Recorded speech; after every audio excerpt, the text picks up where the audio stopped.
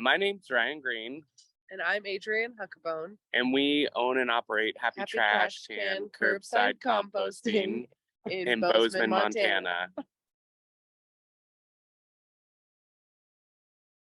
Happy Trash Can started about 7 years ago, 2016. 2016.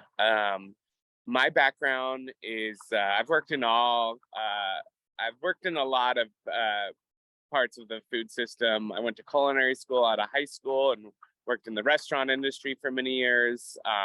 Went back to school, got a degree in agroecology, and worked on small organic farms in the Northeast. And through that, got interested in composting and started in working for the NYC Compost Project hosted by the Lower East Side Ecology Center in New York City, and worked there for 2 years doing community-based, high-density composting.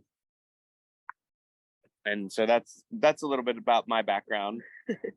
Yeah, and I grew up here in Bozeman. I've always been interested in the composting world, recycling in general, environmental issues. And so, yeah, after he was working in the compost project, we were really inspired by that, and we wanted to see if it would work here in Bozeman, in my hometown. And yeah, we moved back in 2015, started up a year later, and have been growing ever since. Yeah, our business model, plainly is based off of collection fees, just like any garbage or recycling program. We work with residential and commercial accounts being grocery stores, restaurants, coffee shops, schools, offices. And so we have different size containers and different price points for collecting this material, and folks sign up for that. And, that is a real economical driving force, or that's, it's the largest revenue stream for us by far, is the collection of it. We are essentially running at least 2 to 3 operations under one roof. We're operating as a hauler, we're operating as a processor as well, and then we are operating as a distributor of finished compost. So we've got these different processes working under one roof, and each one has its own associated costs. So really, the fee-based programs for collections fund the collections and partial processing fee or processing expenditures, and then selling the finished compost and charging for deliveries on the back end also cover cost of processing, but also the sifting and delivering of the material.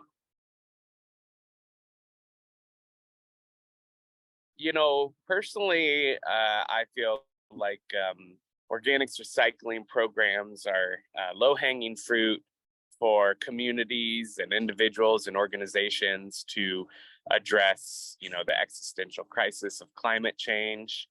We're able to curb methane production through composting.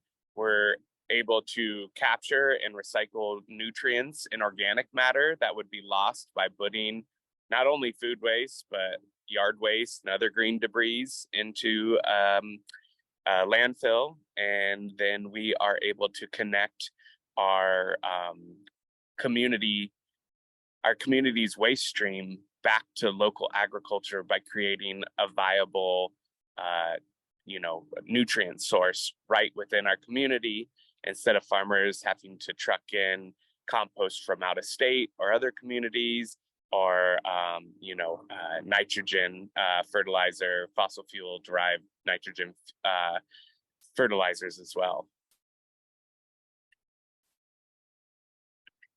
Yeah, it just makes sense to do so. Every community has food waste, and if it's not reused, then it's waste. If it's composted, we're taking that waste and using it as the resource it really is. But with that being said, too, I think it's great to offer these programs and to recycle, if you will, this potential waste that will have harmful effects on our community and our environment. But ultimately, too, at the end of the day, we need to be addressing how much is wasted, because it is a lot, and at times feels more than any company or any composting program could actually truly divert 100% of. It's not about solving the issue with one new technology or one big thing. It's a lot of different things. It's a lot of interconnected parts as to our current systems are very linear. We put our waste into a garbage can and then it goes out to a landfill and never comes back. Farmers, ranchers will pull in outside resources from, fertilizer plants, composting operations from further away. That material just comes in, ends up on the farm, and that's that. What we're doing and trying to do is create a more circular system in which we are taking waste from within our community, processing it, and then distributing the finished compost back to local gardeners and farmers. Yeah, and with that, when you have a sustainable loop, you're creating this resilience and sustainability just inherently from whatever supply chain issue might come about. And not to mention too, as we're talking about these linear and circular systems, we're just seeing our local money go out and not returning. But in a circular system, not only were we seeing, those nutrients and organic matter recircled, but we're also seeing our local dollars recircled as well too. Right. Consumers partnering with the composter, composters partnering with local farmers, and then local farmers then again working with the consumer to sell their produce.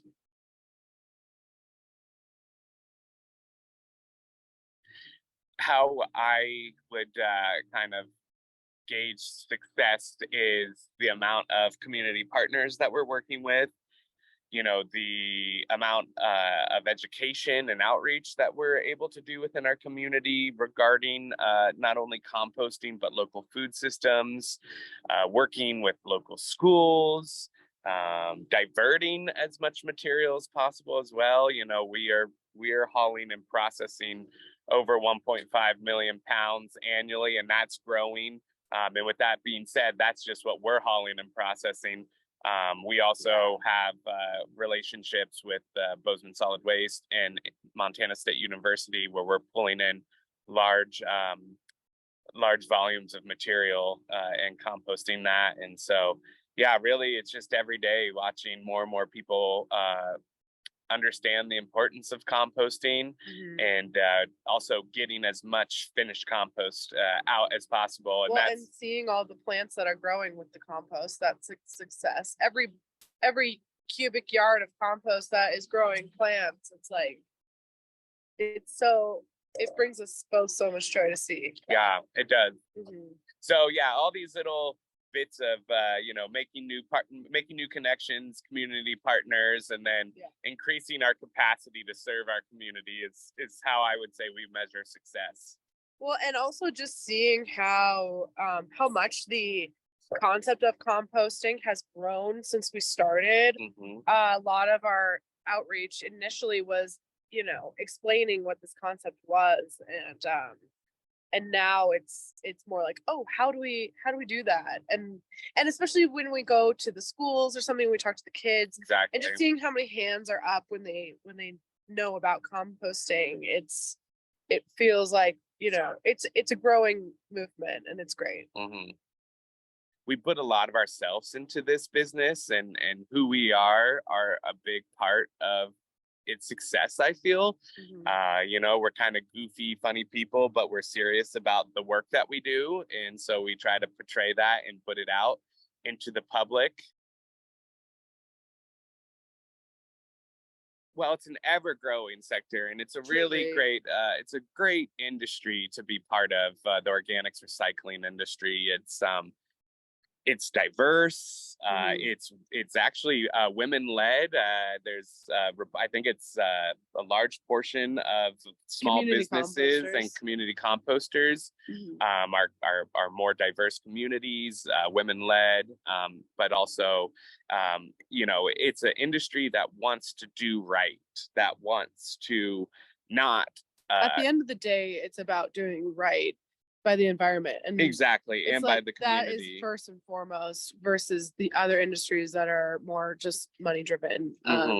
This is first and foremost, this is dirty work, it's hard work, and it's like, you have to really care about it in order to do it day after day. And yeah, going to the conference and meeting all the other composters just like us around the country was super inspiring, and just seeing how many different ways people are doing this work, how many different structures take place, and there's endless opportunities to create more compost.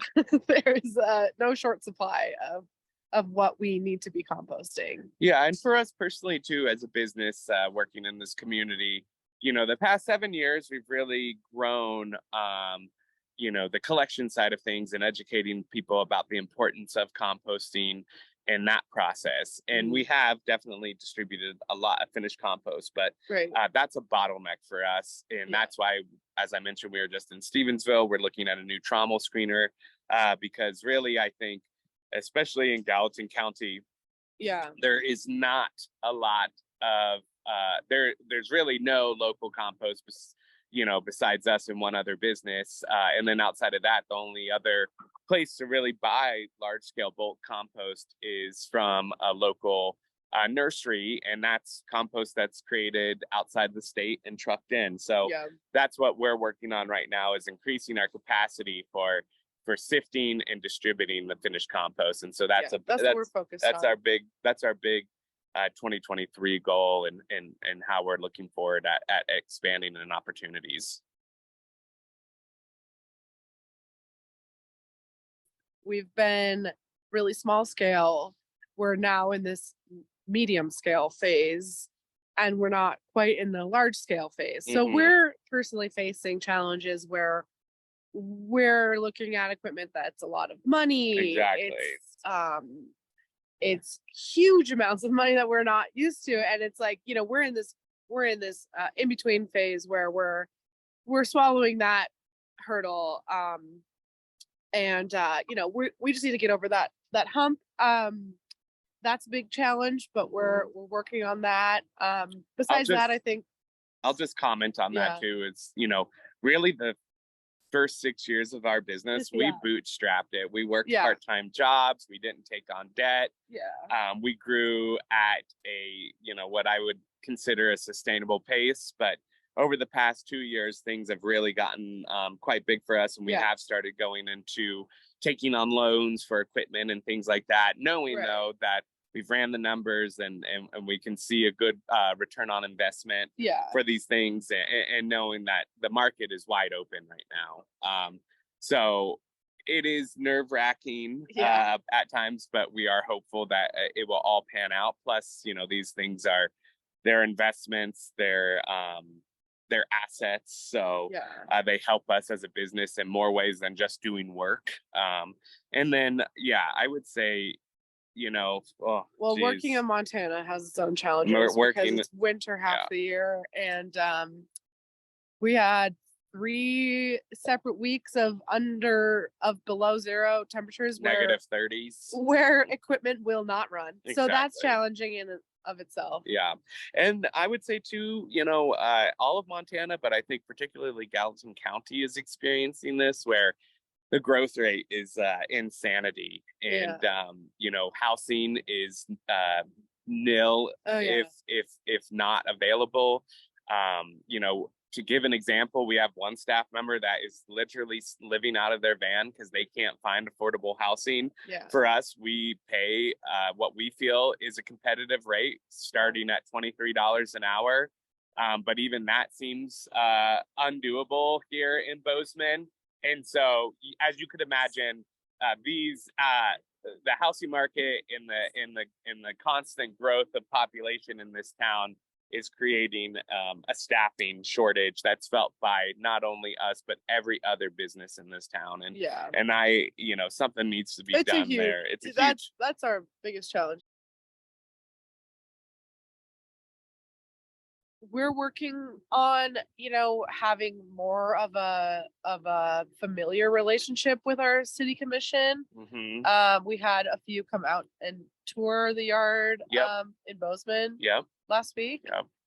We're in a really unique situation where we are working alongside Bozeman Solid Waste, which is the municipal waste hauler for the city of Bozeman, to handle their green waste. They have historically, for the past 20 years, composted yard waste and things like that, collected it during the summertime.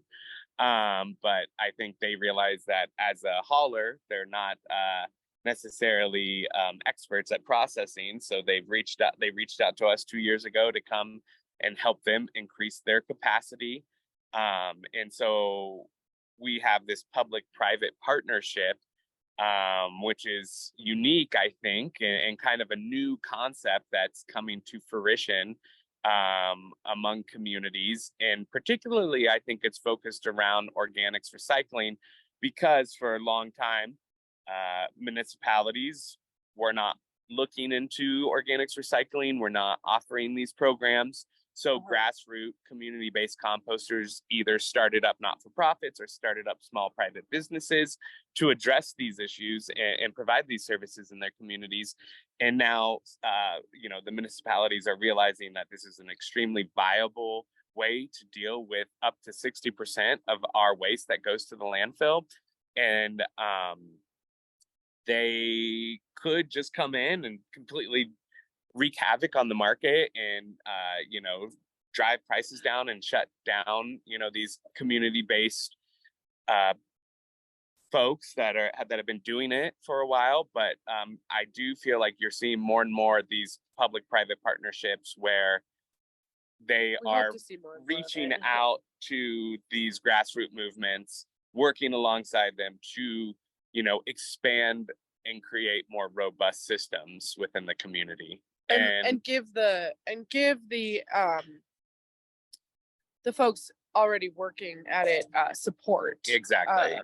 In whatever capacity that means. But that's a really important thing.